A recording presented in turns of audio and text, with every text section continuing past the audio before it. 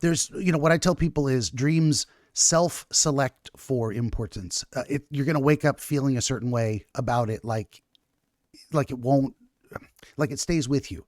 And that's kind of how there's something there you probably want to try to figure out. Dreams that just fade away. I mean, there's a lot of random stuff and a lot of just idle thoughts that aren't going to be as impactful.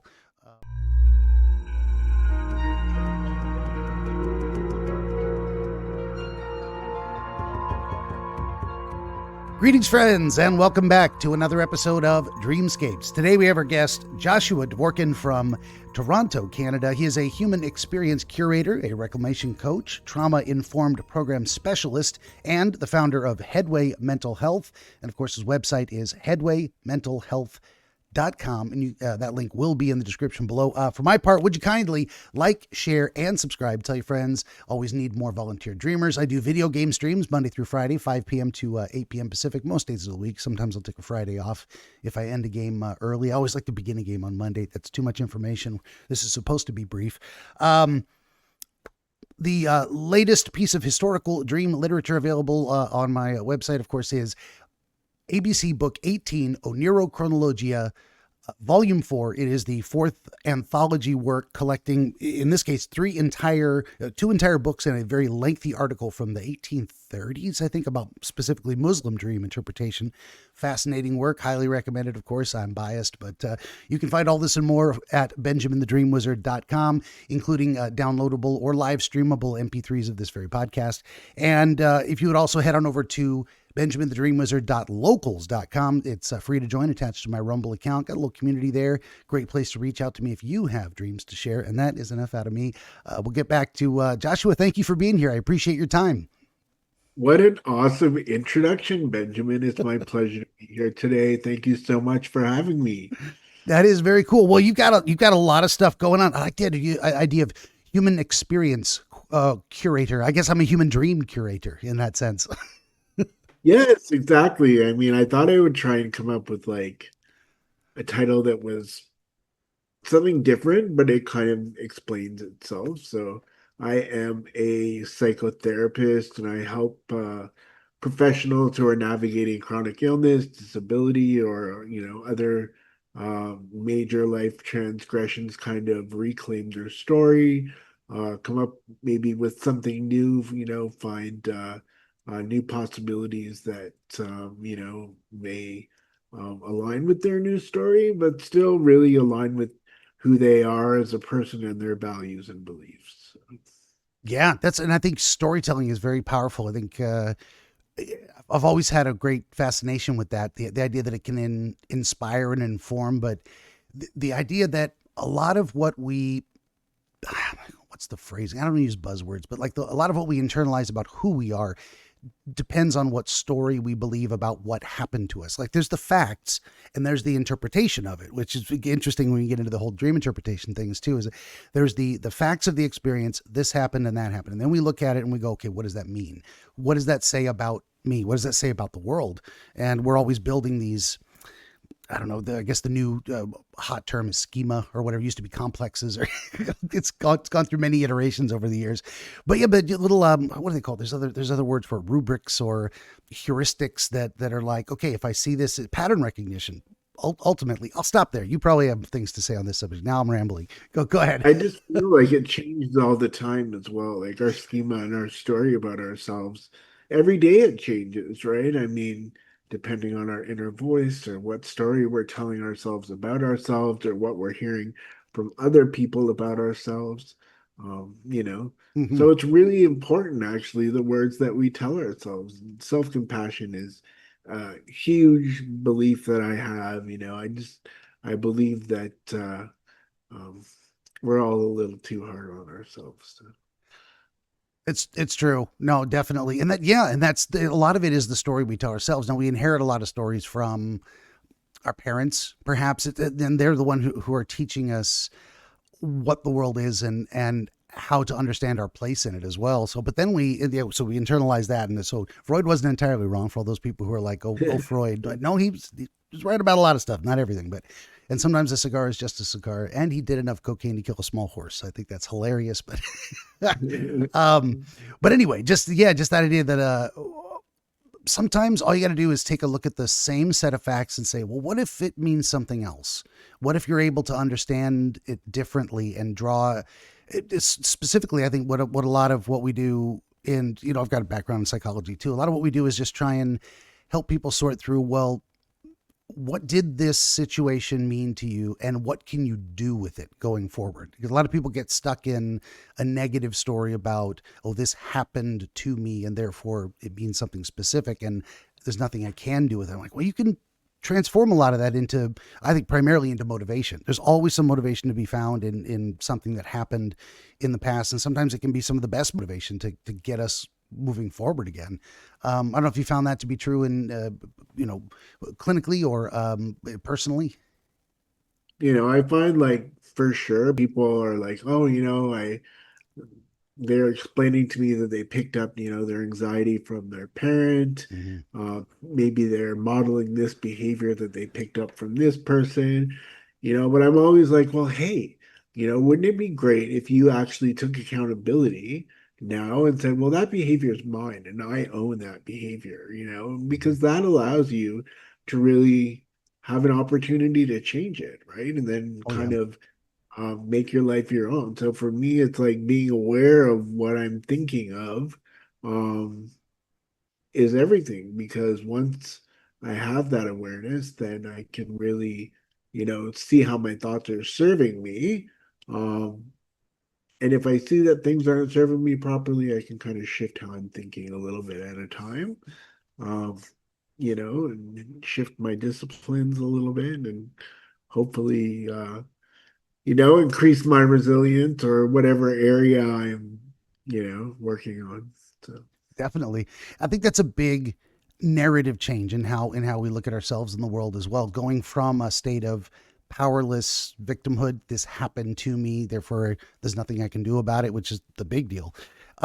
Versus taking responsibility. You're like, well, how do I take and why would I take responsibility or ownership of traumatic things that were honestly inflicted on me by circumstances beyond my control? And it isn't like going, oh, that was my fault. It's not about blame. It's not about fault finding. It's about taking and saying, okay, this now, what's happening now is me. What I do afterwards with that information, that's all me. And I can change it. Victimhood is unchangeable. It's historical. It's it's an emptiness that we can't do anything with. But if you own it, if you take it in and say, this is okay, this is me now. This is now. What am I going to do about it? Then you get somewhere to go. You're out of that hopelessness trap of nothing can change. But if you take it, I'm probably explaining this, but you could probably explain it better than I am. You get what I'm saying. it kind of allows you to have a superpower, right? Mm, Where once you change something or, overcome one obstacle, it really allows you to see that anything is possible, right? So, I mean, like key example for me would be, I was in the hospital on a ventilator. The doctor told me that I would never breathe on my own again. mm. So I had a letter board and I pointed in so many letters, 4 letters to start with. Like, no way, man. I'm like, mark my words, doctor. I'm like, 10 days from today, I'm gonna be talking and breathing on my own. And I swear to you, 10 days from that day, I was off the ventilator. So um I truly that was like the first thing that made me want to go into psychology because I was like, there's something to this. I was like, because obviously if I can think it and it happens, um, our mind is a pretty strong thing. It definitely is. Well, that's also I think, a great lesson too. Just where where the trajectory of your life took you. So you had an event where I think we you were okay with me sharing this. You had a seizure, and it caused a fall, and then the fall resulted in the neck injury, and then the neck injury with the paralysis and whatnot, and you're on the ventilator and all that good stuff. Yeah. And I was going someplace with that, but so it doesn't mean your life is over. at that point. Now, a lot of people had plans, maybe. Now, the life you planned might have been over. Maybe you wanted to be a track star. Okay, maybe that's not happening anymore. Maybe you're not going to be an astronaut or whatever. But you shifted gears into something else. Okay, well, what is the entire range of life that is still left to me? And you found out it's really big. And you found an interest in there, psychology. You maybe had an interest beforehand, but still, it's like, that is still open to you. Like, my mind is not broken. So my legs don't work so good.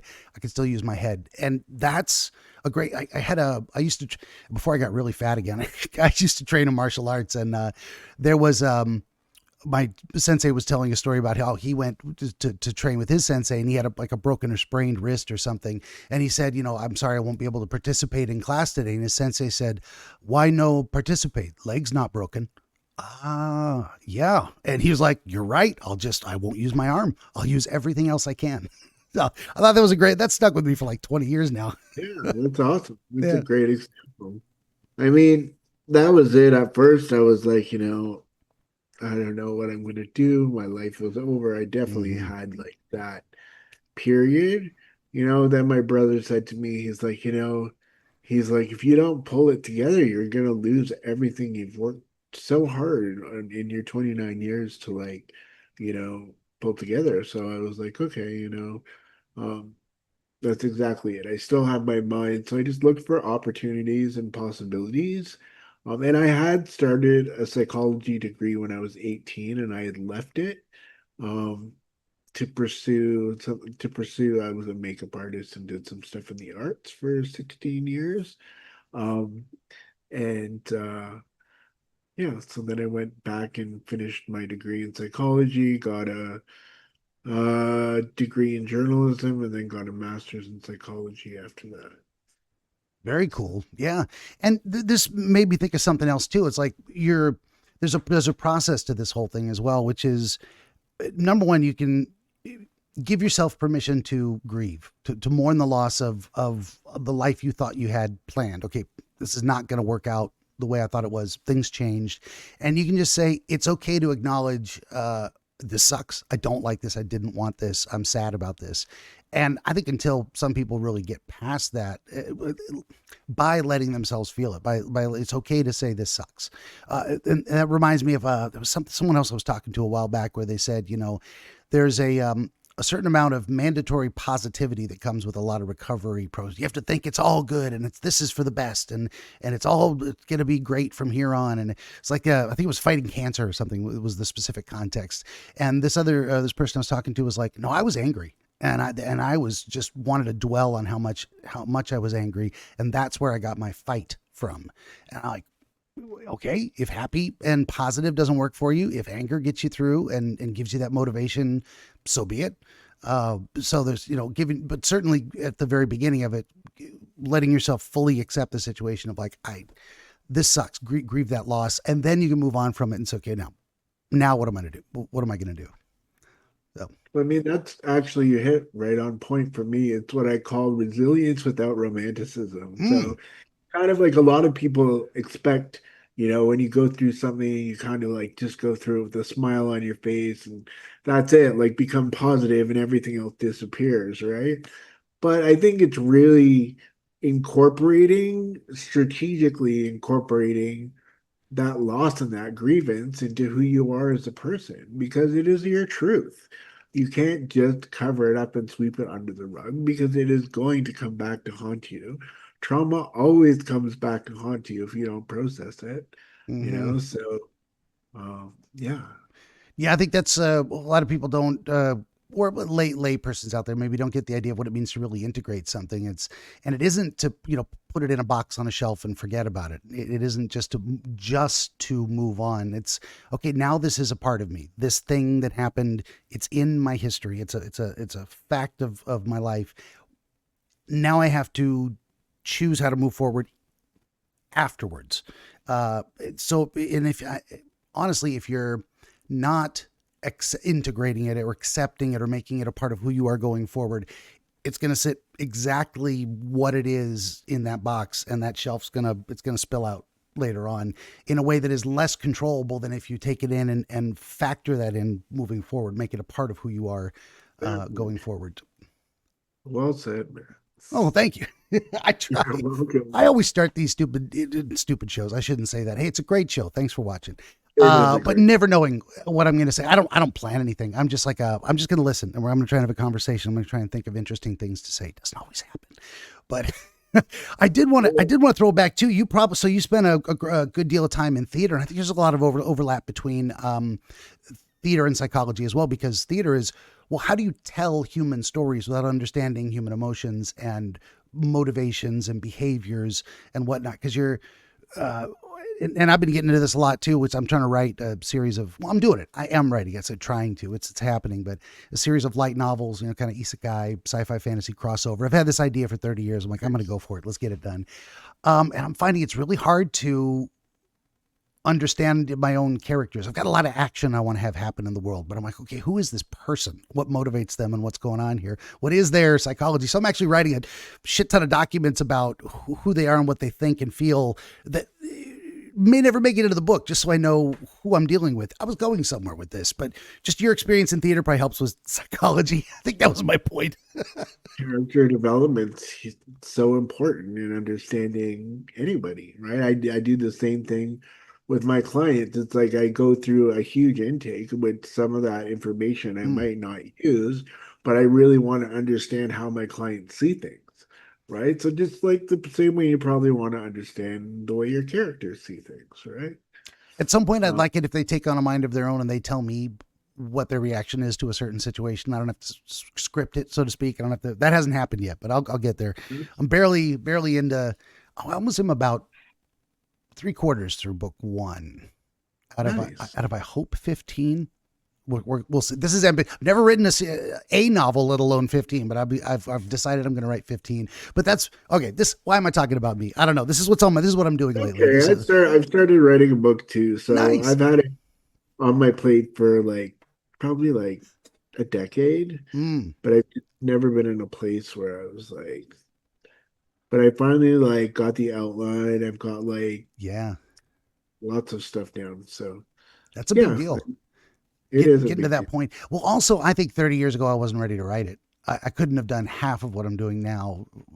One tenth of what I said, I did sit down to write it on two separate occasions, and I was bored with the process. Like I didn't find the story interesting. I'm like, if I don't think this is interesting, no one else will. This is bad.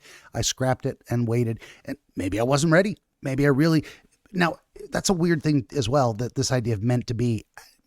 Does it mean it's fate? Does it mean there's nothing I could have done differently? No, it just means that it wasn't meant to happen at that time because I wasn't ready. And certain other motivational factors needed to fall into place. And probably I was going to say, to bring it back to you, as I talk about myself too much. Maybe 10 years ago when you first had the idea, you weren't ready to write it, but it was a good idea and you never forgot it. And that's why it stayed with you. And I think that maybe that's the same thing with dreams that happens to people. It's like it stuck with you because there's something important to understand there or to express. And then now you may be finally in the right headspace or the right set of circumstances that it can have that necessary expression. That's Yeah. kind of what I think of when I think of meant to be. I know as far as theater, so I went to High School of the Arts and did theater there. Mm, And then I left there, and then I did a production in my wheelchair at the Soul Pepper Theater, Young People's Theater in the Distillery District in Toronto, 23 sold out performances. mm. And then I just was a mental health consultant on a short film that just got shortlisted for the Oscars. So, Nice. That is very yes, cool. Well, you when they bring you up on stage, say shout out to the Dream Wizard. I'll take it. know. Well, No, you're gonna it's thank called, your mom and God and all those people. That's fine. it's called Butterfly on a Wheel. So yeah, it's pretty Mm. cool. I just got a phone call one day from the one of the producers, and they're like, "Do you want to be involved in this film?" And I was like, "Sure." That is very cool. Well, that's a big deal too. I mean, now we're kind of going on tangents, but that's how we roll here. It's what anything and nothing. Um, if you're let's say if you're a filmmaker, doesn't matter, short film, anything, and you don't know how guns work, you're going to bring in a guy who's the gun expert, and he's going to say, "Oh, by the way, this is how you rack a round. This is how you check the safety, and this is the proper trigger discipline type of thing." You're going to bring in an expert. So if you've got like, okay, I'm telling a story about a person, they've got this mental health condition. I've got an idea of what I want to go do with it, but I need an expert. So you consult someone and you say, what does this really look like? What is this person thinking and feeling as they're going through these emotions? What are the stages, perhaps, like we would say stages of grief or whatever. And that's a big deal. And I found that in my own stuff recently too. It's like, I wanted to write a main character of a particular kind, and there's a bunch of research that I had to do, and I've been outsourcing it to Grok, essentially. Not writing the story, but doing the research. I'm like, tell me about this technology, what it looks like now, and let's have a conversation about speculating 50 years from now, what does it look like? And where, based on current trends, what's the trajectory? Would it be capable of doing this type of thing? In the past, you would, authors would get, maybe they'd get an advance from a publisher based on their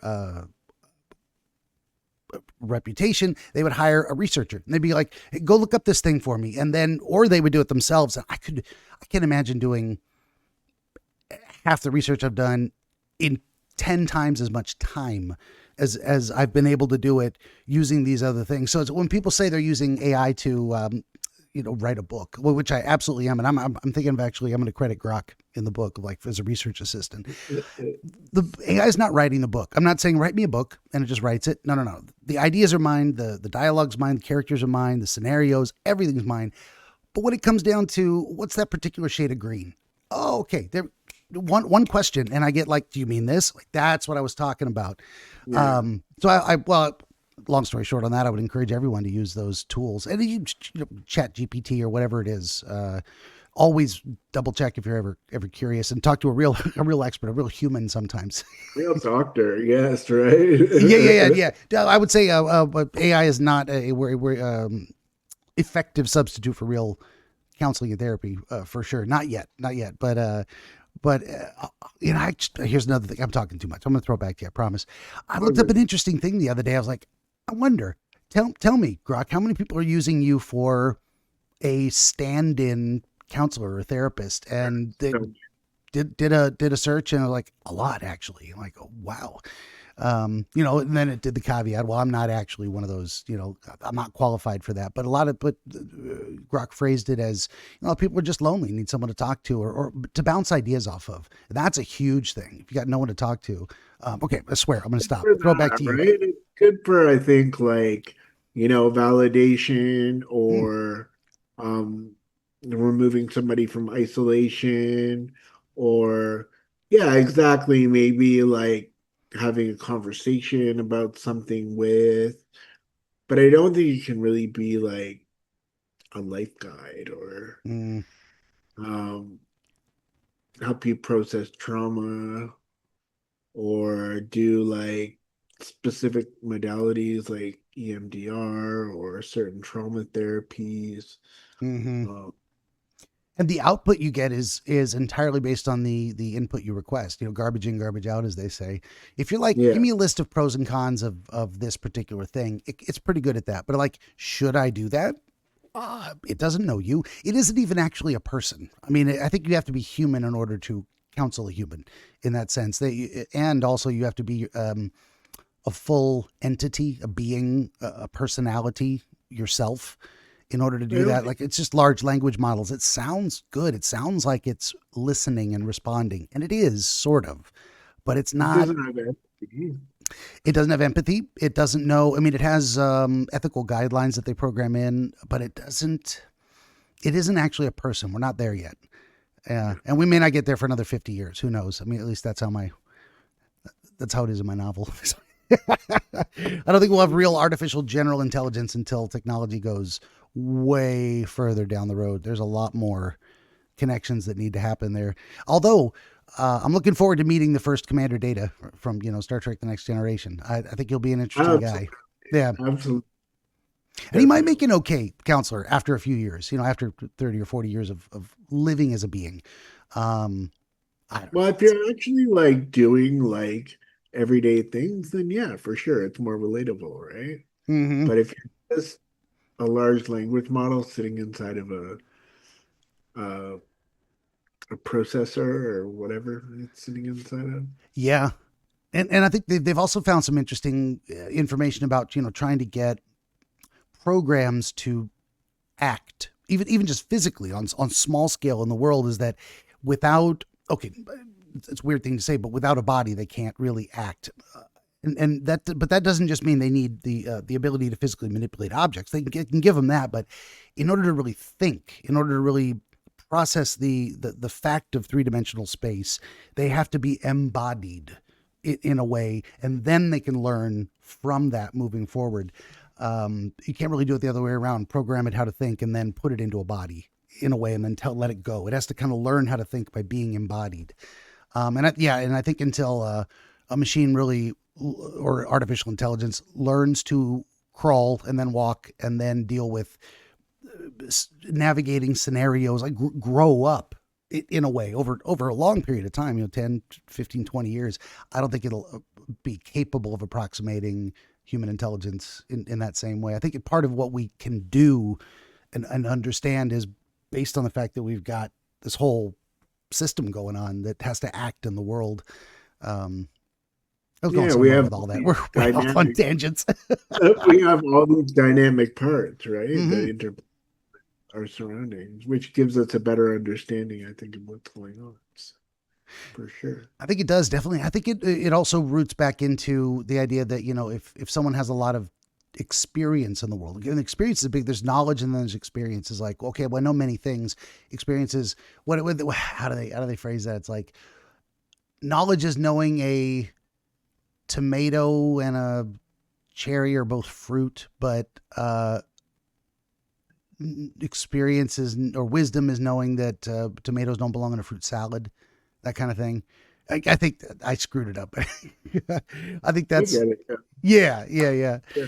Well, that leans into another thing too, which is I think that a lot of people who are in psychology got in because they have their own unique need to understand, and then that led them to the motivation to become an expert, and then they can pass that along. It's like what do they say, some of the best drug and alcohol counselors are former addicts. I've been there, done that. Let me tell you how I got out, and then they can help other people. I don't know if you found that to be true in your circumstance, or just in observing the field in general. That's why I work with that's why I work with people navigating disability, chronic illness, and you know, I find that and other just major traumatic life circumstances. Um, I find since I kind of wrapped my head around it and what it takes to like, and not saying that I don't have my moments, because I for sure have my moments, Mm-hmm. where, just, because I processed and accepted the fact that I'm paralyzed, I still wake up every day not having legs. So, or It's not, I true. have legs, but not having the use of my legs. So, Mhm. you know, Yeah, it certainly doesn't fix everything. It's not like, oh, the key is acceptance and then I can walk again. No, it means accepting you can't walk. And now what do I do with that? And does that really mean my life is over? Does that mean I'm, doomed to be sad or hopeless forever? It doesn't have to be. It doesn't have to be. It can be very hard to get out of that hole though. I mean, certainly in the beginning, there's a lot of that grieving that needs to happen, letting go of things that are no longer possible. And the more you dwell on it, I mean, in some ways, this is moving past that, but the more you hold on to it, the more you hate it. The idea of here's all the things I can't do anymore. That's not helping anybody. That's certainly not helping you. If you're stuck in that mindset. and I mean, I've had moments like over the last 21 years where it's like I think I've fallen back into that mindset for Mm. short periods of time, but people point it out. I have good friends and good support, so family. People pointed out to me pretty quickly that I'm being impossible and a jerk. That can help a lot to have just close people that care about you, kind of give you a reality check Yeah, in a good but not necessarily a nice way. I like people that can be good to you, but they're not necessarily being nice. That's actually, speaking of character types, that's one of my favorites. It's kind of like the person who's gonna, in a seemingly mean way, tell you something you need to know because they care. Like, oh, all right, fine. I gotta like that guy, even if I'm not that guy. It's gotta wish I was sometimes. But no, and then we'll also on that score, giving yourself the permission to have those moments. It's gonna suck again. You're gonna have times where you're like, here's something I really wish I could do, and I can't. And it all goes back to this thing that is, God, so I'm back in that mindset again. Yeah, and I just acknowledge it. Like, well, here I am. This sucks, and it probably also helps you remember, well, how did I get out of it last time? What did I need to do? And then there's also the motivation. I mean, all this blends together as well. It's like, I need to fix this for myself to show that I still can, to show that my practice of helping others is valid as well. So you actually get and it's weird to say this. You say this to someone who's, depressed or hopeless. And it's like, every obstacle is an opportunity. It's like, I don't want obstacles. I'm like, well, I feel you. Number one, I agree. They suck. And nothing you do about that. So what are you going to do? Are you going to give up? I mean, go ahead. I find that life is obstacles. It is a pile of obstacles to overcome. And it is the little joys within all of those big obstacles, if we can find them, that makes life worthwhile. The people that we're with, you can have a bad situation and still have good things about it. You can be sick and have good people around you. Just depends on how you choose to perceive things, I guess. Right? It's very true. Yeah. Well, I love these analogies too. I always think about it like video games. It's like, if you're going, you're going in the right direction because there's enemy mobs, that kind of thing. Like, if you're right, it's just, there's resistance to your progress in that sense. But also, we play a lot of these games because we're looking for an experience that is meaningful in some ways, but certainly interesting, but also challenging. And it isn't the challenge. It's more like, how long do you play a game that you're bored of? Once you've done everything there is to do and there's no more challenges to overcome, you move on to the next game and find new challenges. And it's like, that's kind of how life is. In a sense, I remember this is old, 10 or 15 years ago, I heard someone talking about this, but the idea that we don't actually experience happiness from the conclusion of a task. Now, we need to get there, and there is a dopamine hit and all that good stuff. And you need successes, or you what is it? Behavior extinction, that kind of thing. I'm going back to my old the behaviors stuff I learned in college forever ago. But really, the happiness, or where people report the most happiness, appears to be in the process of working towards a goal, maybe small steps, not there yet, but struggling to achieve something. And it's pushing against that resistance that is where we actually find the most life satisfaction. So if someone is thinking, God, I hate these obstacles, the flip side is, imagine there's no obstacles. It's all smooth sailing and you are completely bored. Do you want that? I mean, is that what you're saying? That kind of a thing. It's like, a lot of it is mindset. A lot of it is reframing these. We're talking about stories. What's the story you're telling yourself? I hate these obstacles, or damn, I'm glad I'm not bored. There you go. I don't know if you have something to say about that. I rambled for a bit. Yeah, I mean, we tell ourselves all kinds of limiting beliefs all the time, right? Mm-hmm. Yeah, definitely. Well, we've been just kind of chit-chatting for about a half an hour. I don't know if you wanted to jump into the dream thing. I don't want to run you out of time to get a good experience out of that. Sure. Benjamin the Dream Wizard wants to help you pierce the veil of night and shine the light of understanding upon the mystery of dreams. Every episode of his Dreamscapes program features real dreamers gifted with rare insight into their nocturnal visions. New Dreamscapes episodes appear every week on YouTube, Rumble, Odyssey, and other video hosting platforms, as well as free audiobooks exploring the psychological principles which inform our dream experience, and much, much more. To join the wizard as a guest, reach out across more than a dozen social media platforms and through the contact page at benjaminthedreamwizard.com, where you will also find the wizard's growing catalog of historical dream literature available on Amazon, documenting the wisdom and wonder of exploration into the world of dreams over the past 2,000 years. That's Benjamin the Dream Wizard on YouTube. and at BenjaminTheDreamWizard.com.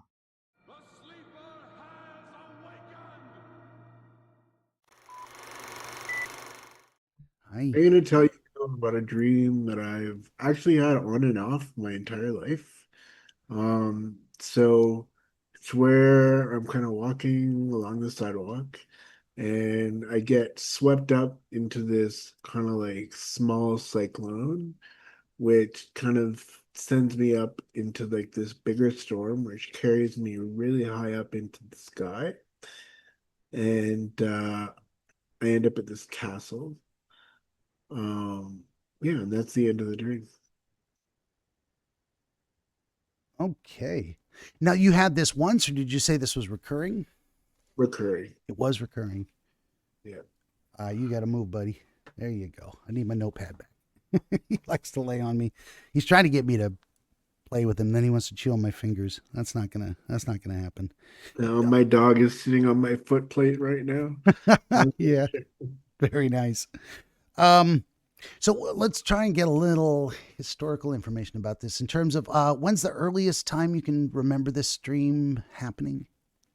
Oh, probably when I was like 5 or 6, like really young.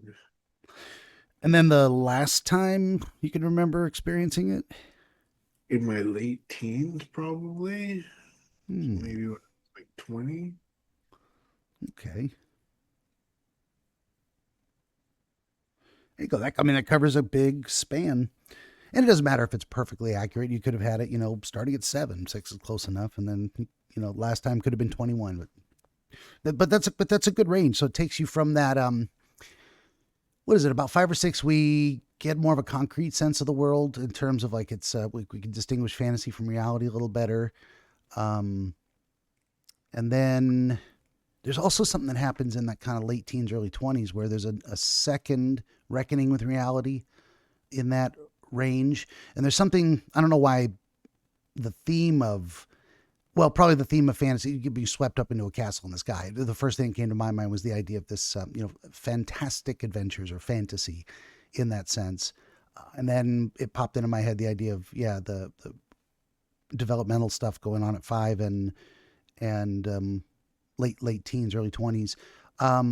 I guess I'll just stop there briefly and say, does that resonate with you, or like, does it feel like we're on to something, or it's empty? There's nothing. That's not triggering anything. I don't know. I'm not sure.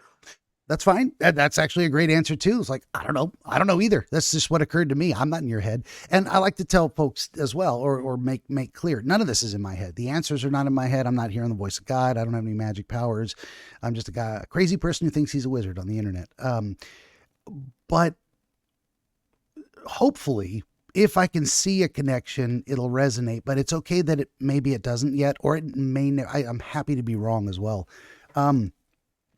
So does we start at the beginning, you're walking along on a sidewalk, and this is notably your own neighborhood from that age?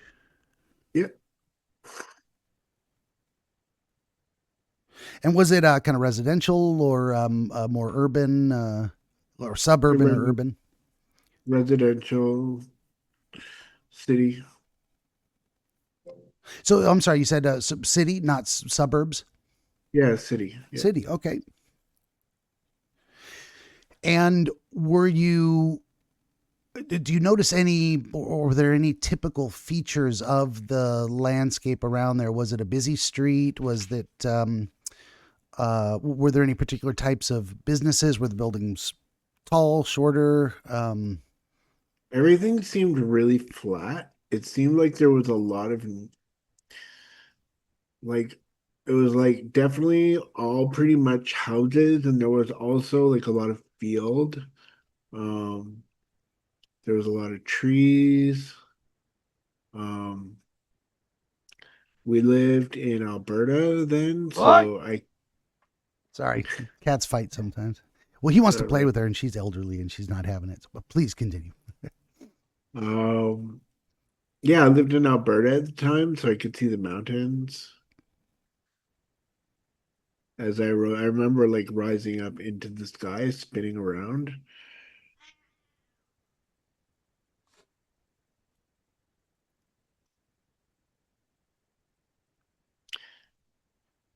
And then Mountains. Just writing all these words down. Rising into the sky. See mountains. Gotcha. So what the way you're describing it does sound like it's not a urban city with skyscraper style, but it is more suburban, rows of houses, lawns, more away from the city, like the yeah, downtown area like of the it was city. like I'm thinking like when I first started having it, it was probably in the early 80s. So there wasn't a lot of skyscrapers back then and stuff. So Fair enough. Yeah, the and that's city interesting was when you say city. I mean, what does a person mean by that? And someone who grew up in a small town would say, well, that's the city, is the downtown area, and there's a sprawl to it, businesses and industry and different stuff, and then this houses interspersed. But then there's New York City as the city of like major downtown areas where there's just you don't you don't see you can see the sky up, but you can't see the horizon at all. So it's a very different experience. So it's good to in there. get, if you're going to do this at home, kids, try and get yourself into your friend or relative's head. What are they actually seeing? Don't assume you know too much. Try and ask as many questions as you can along those. So I like to see where we're at in the beginning. And it says, first you were swept up into a small cyclone and then carried by that up into a larger storm. So how did the cyclone appear, the small one at least, and how big was it? Now, are we talking, very small, like person size going around and carries you away, or like we're talking Yeah. tall? No, yeah, it was fairly small. Like it wasn't violent or anything like that. It was actually really pleasant and fun. Um, I remember like totally being excited. Um, and then along came, so it lifted me up, and then along came like this faster wind, and it picked me up at a faster speed and carried me higher. The weather was fine. There was no storm. Um, yeah, and I could just like, I remember being able to like see like just like forever. Mm, But I don't really remember seeing anything specific of what was there.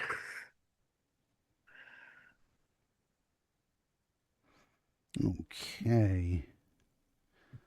Just writing some of this down.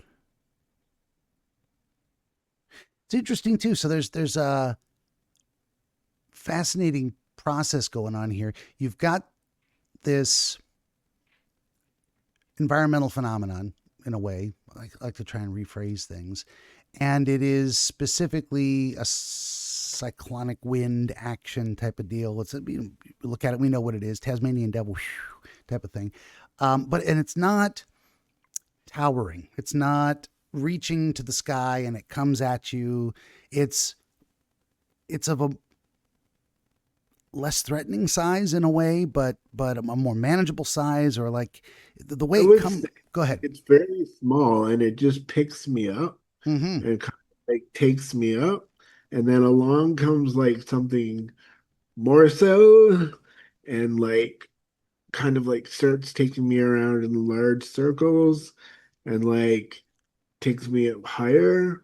So I like have like kind of like a 360 degree view of Nice. like everything.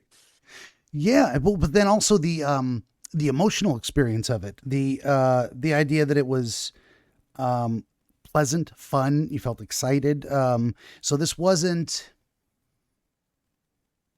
this isn't, say, reframing a negative experience necessarily. This is leaning into a positive experience in a certain way, but it is being acted upon by an exterior phenomenon that in this sense, like it's got flying dream vibes, where instead of just Superman style or wings or whatever, but still you've got this exterior.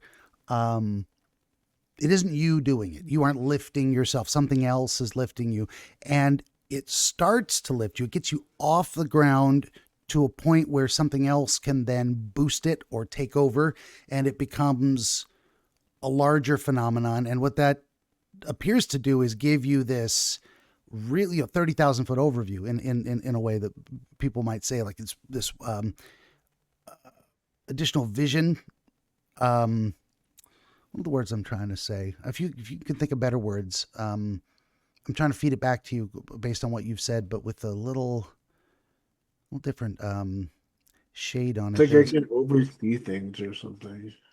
Yeah, there's something I'm aiming for, and I can never find the right words, but it's like there's a different perspective we have when we can look down on the world.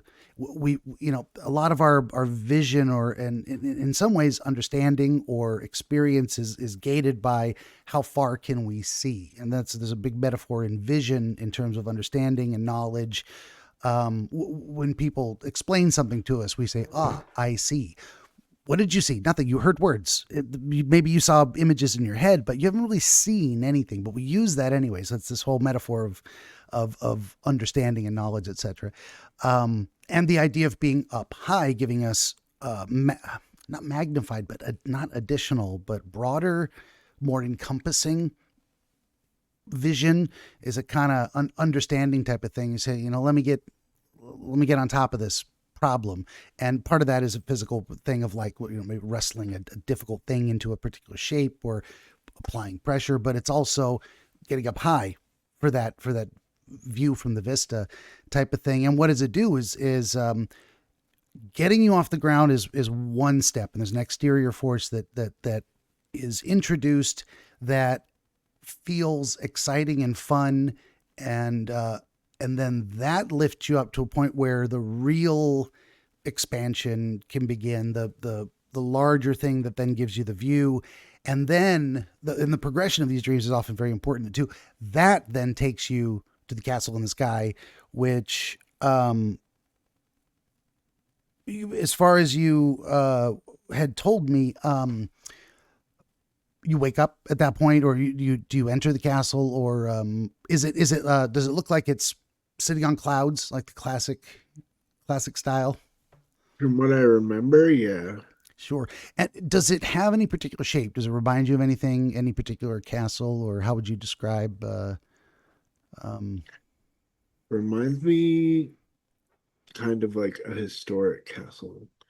I kind of like historic castles. That's what I'm seeing anyway. I could be wrong, but Yeah.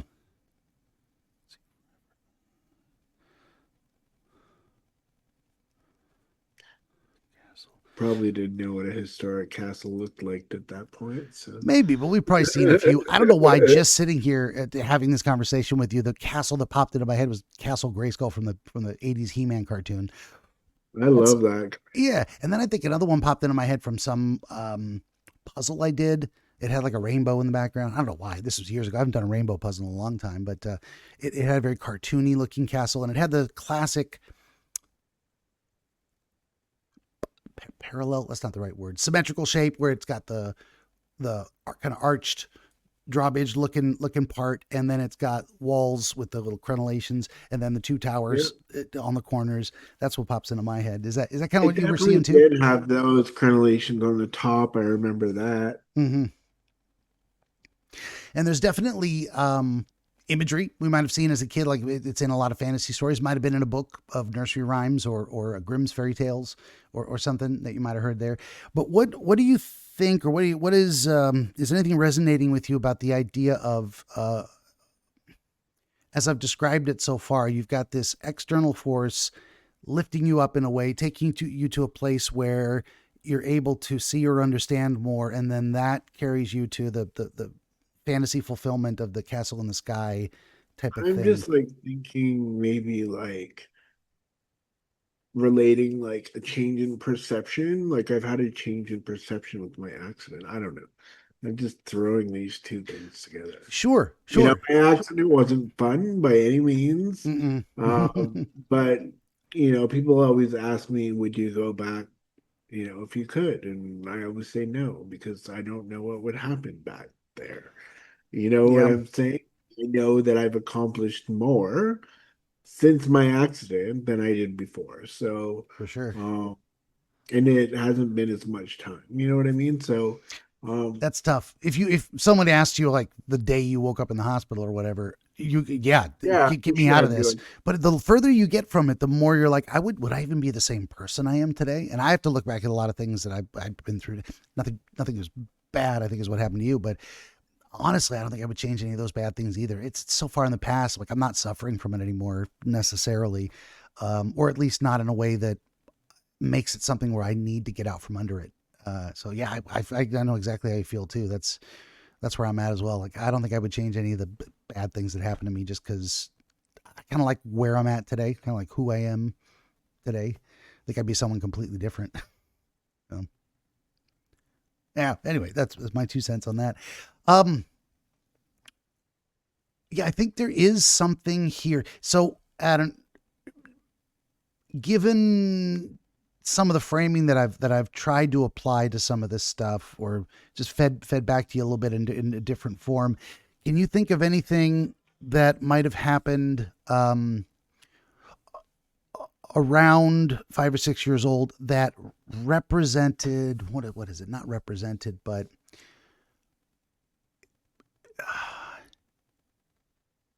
some epiphany you might have had around that age, leaning into the idea of learning itself, of knowledge, of new information, of experiencing the world and gaining understanding, and maybe specifically in the context of someone or something that made it fun.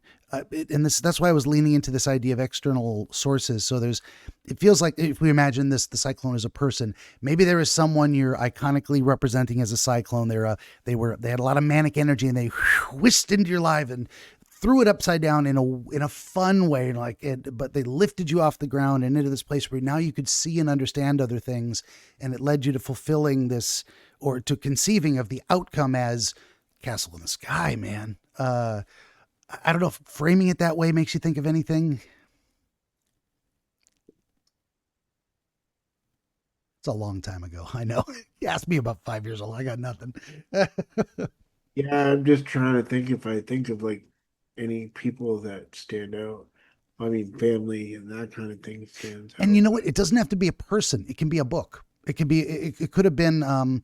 There's books that stand out to me. Like I think I had a copy of Aesop's Fables when I was a kid, and that really opened my eyes to a lot of philosophical stuff. Of like, oh, sour grapes. That's what that means. Like, wow, I've heard the phrase before.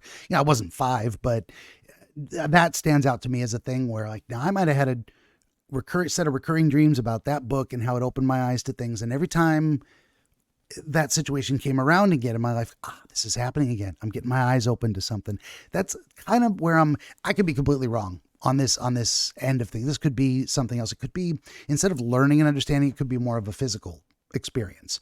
And then, then all the elements could still be the same. Could be maybe learning and understanding. Like I'm feeling something more there. Mm-hmm. Not quite sure what it Yeah. is. Yeah. And then, see, with historical dreams like this, from, someone's personal history, it can be really hard to sort it out just because they are really old. They're not still happening. If they are still happening, we got something that's historical and current. But if we had a more current dream, if this was currently ongoing, reoccurring dreams, we would know we were on to something if they changed or stopped. There would be some effect from if you hit the right epiphany on the dream itself.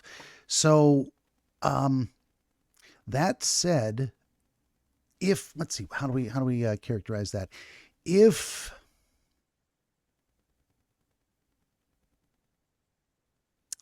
Wow, I had a complete brain derailment there.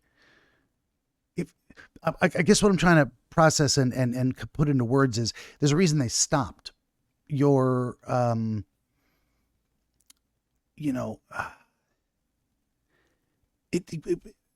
it's something more specific than just the process of learning itself, because maybe they would still reoccur occasionally if you were still having that same type of experience of well. So was there anyone that may have left your life or that you got separated from. It could have been a friend or a family member around late teens, early 20s. Was there any, Yeah, sure. when you think of that, I mean, you don't have to name the person, or is that someone you knew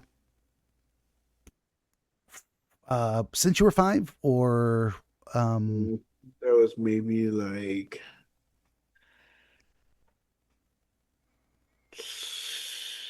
teens, maybe, but they're dead now. So, and that's uh, when they died. I mean, did you know them since 5? No. no. Okay. Yeah, that's why I said it doesn't have to be a person. It could have been that you went to the same, not the same school, but lived in the same neighborhood. Even sometimes we associate these things with it's so the cyclone can be a person. It can be a favorite book. It could be a television program. It could be the neighborhood you grew up in.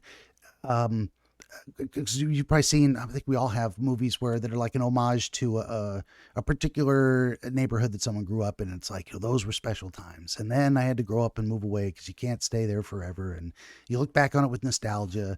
But I think it was Stand By Me and Stephen King was kind of like about that for those kids at that time, at that place. And so those are the lines I'm thinking along. Sometimes there's, and it, stop it. Stop it. Jesus, he will not leave her alone. He really wants to play and she's not having it. But anyway, if an experience like that went on regarding a certain set of circumstances for a period of time, then when those circumstances changed, it could be, that's no longer the direct reference anymore. I guess one thing that happened about the time that I was 5, I had my tonsils out. Mm. I hemorrhaged and almost died. Wow. Yeah. Okay. Any, Yeah. any, so if there was a strong fear of death connection, was there anything that would have maybe resolved that by late teens, early 20s that would make the dream not necessary anymore?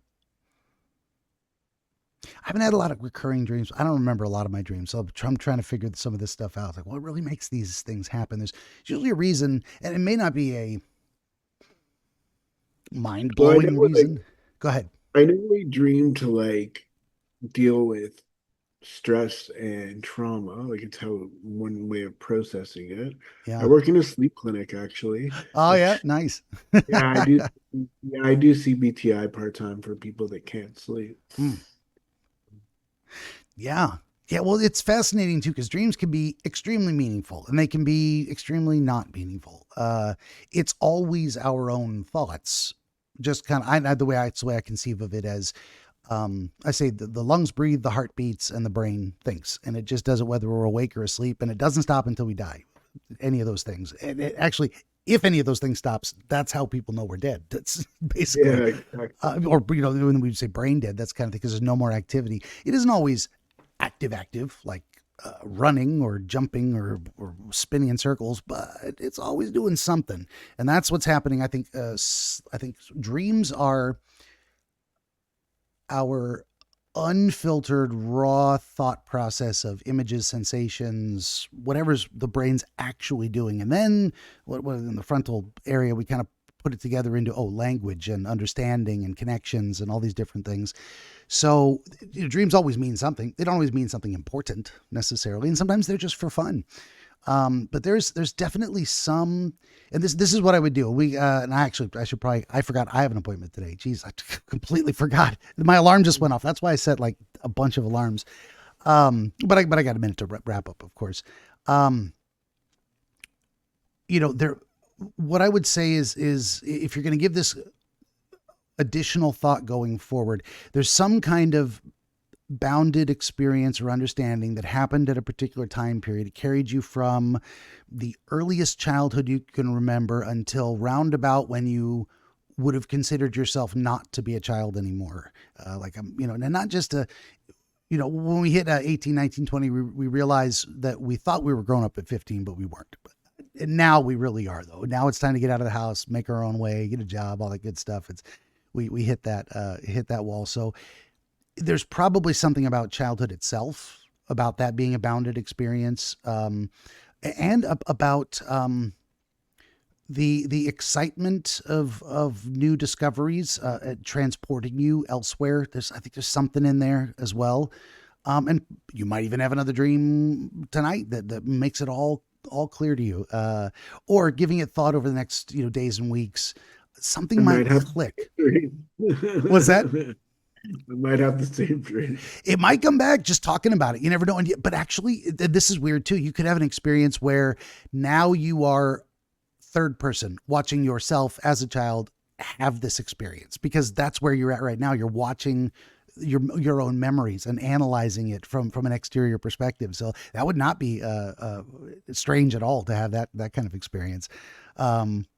But anyway, I do need to wrap it up. I didn't realize I had a meeting today in a little bit. So did you have any additional questions or commentary on the dream thing itself? Or I don't know. I'm not trying to rush you out the door. I really appreciate your time. Absolutely. No, it's been fun. I find these are always fascinating. And you know what? I can't always give a definitive answer that someone goes, wow, you nailed it. That's exactly it. And that's okay. But sometimes I just give a little honest feedback that people will think about. And maybe, hey, if you're out there in the audience and you've got a better idea of like, Mr. Wizard, why didn't you think of this? Why didn't you say that? Tell me in the comments. Tell me I'm wrong about everything. I love that. I love that engagement. And I want to hear that feedback as well too. So let me do this. Let me move the cat.